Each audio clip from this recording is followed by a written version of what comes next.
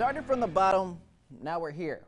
That's Kevin Cox signing his letter of intent to play college baseball, but only if you knew his story and how far he had to climb just to get this moment. Warning, this story contains images some viewers might find disturbing. Every high school baseball team wants to end their season with a dog pile. I don't know what I'm feeling, to be honest with you. I can't stop crying. I can't stop tearing up. Raw emotion after an unforgettable season that had its share of ups and downs. It's a written book. That's all. I don't know. If you knew his story, you would probably share similar feelings. To help you understand, let's go back to March of 2021. When Kevin started feeling pain in his elbow. So he went through his 9th grade, partial 10th grade until COVID, and he's like, Mama, something's just wrong. Kevin had a partial tear in his UCL. Gave us the option. He said he can have Tommy John surgery and still pitch again, or don't have Tommy John surgery and he can at least still play second base. With his heart still connected to the diamond, Kevin opted for surgery. Almost 1 year later, Kevin returned to the field, but his return would be short-lived. And that pop fly went up. I was like, oh, I got this. All I could think in my head was, I got it.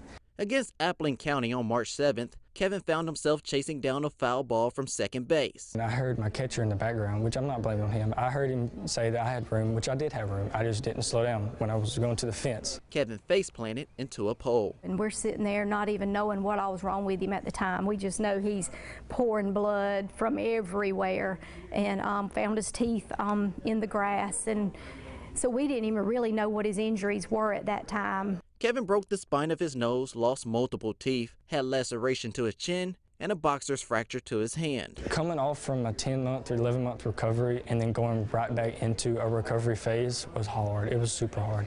That was when I was kind of like, I don't really want to do this no more. And he said, Mom, I'm quitting. I said, you're not quitting. I said, we're going to Dr. Aaron. The same doctor who fixed Kevin's elbow. After another round of surgeries and intense therapy, Kevin returned to the field in 4 weeks. That kind of made me realize, like, you can't take nothing for granted. Can't just jump out and say things. You got to play the game, trust it, and if you get hurt, recover and bounce back. That's exactly what Kevin did. Vidalia went on to win 30 games this season.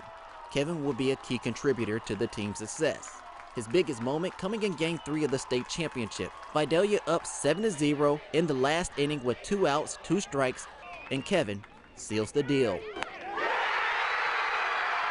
Kind of in the moment, it almost, I knew it was a huge win, but in the moment, it felt like just kind of like another win. But now that I've kind of settled down and I've looked around, this is a big deal. This is going to be remembered forever. Vidalia's first state championship in nearly 20 years.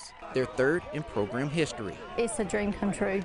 I'm so happy for him. He's worked hard for this. This is what he's wanted his whole life, and there were times when we thought it probably wasn't going to happen for him with everything he went through, so my heart's just bursting for him. Next year, Kevin will be a freshman at USC Aiken, where he'll continue his career. A true story of blood, sweat, and tears. Congratulations, Kevin, and I also want to wish everyone a happy Juneteenth and a happy Father's Day to all the dads out there. That's a look at sports. We'll have more news after this.